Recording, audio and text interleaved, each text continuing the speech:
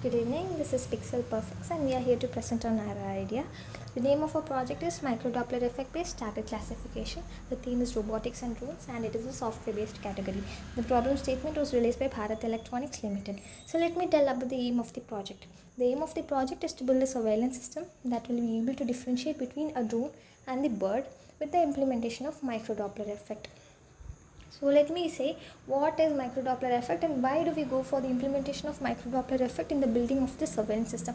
Microdoppler effect is actually when a person, a moving target, exhibits small frequency shifts, and these small frequency shifts cause additional Doppler shifts, and these additional Doppler shifts are termed as microdoppler frequencies, such as the moving of limbs or maybe respiration. These small actions cause small frequency changes. And why microdoppler effect is that since it is next to impossible for normal data to differentiate between a drone and the bird, we go with the implementation of microdoppler effect, which will be able to differentiate between the small frequency shifts, thus by assisting with efficient target classification and target recognition. Let me tell about the characteristics of the target. First characteristic of the target would be of the bird. Since in bird the microdoppler frequency shifts involves the flapping of the birds and the rotation characteristics of the birds, and these the small movements produce microdoppler frequency shifts. And coming to drones, the rotation of the blades, these kind of things produce microdoppler frequency shifts. Moving on to the technical part, the first step in technical approach involves data acquisition. Data acquisition is where we get the data from, and the data we get from here is by using FMCW radar. FMCW radar is actually frequency model continuous wave radar. Frequency model continuous wave radar will be sending frequencies in a continuous manner, helping us to recognize the velocity as well as the position of a moving target, and moreover it is cost effective and robust in nature. Once the data has acquired, it undergoes pre-processing techniques. The steps in pre-processing techniques involves the following, and of which the first step is noise reduction. Noise, since the acquired signal consists of noise, that is a signal which is reflected apart from the target, it must undergo noise reduction techniques. We can do noise reduction techniques by applying filtering methods such as applying low pass filter, band pass filter, or high pass filter, such kind of filtering methods, or even windowing techniques. Once the noise has been reduced, we must undergo transformation.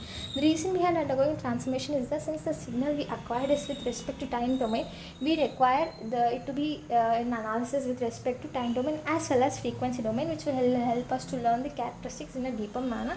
So we go for STFT, which is short time Fourier transform.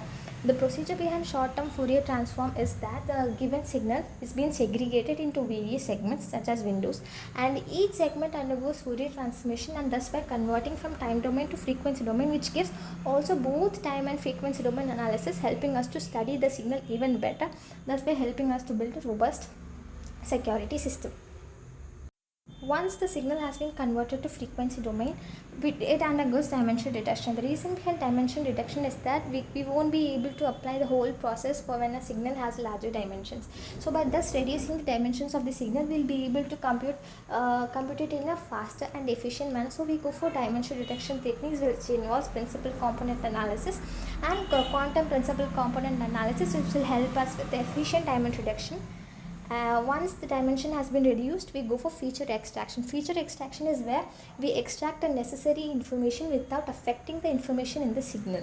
So let me say it up. Motion patterns, fine motion patterns caused by movements of specific parts that are extracted, such as the flapping of wings. These are the fine movements which we want. So that is why we go for feature extraction methods. Time frequency representation, time and frequency analysis techniques used to visualize and extract specific information. Periodic and non-periodic repetitive nature helps us in differentiation.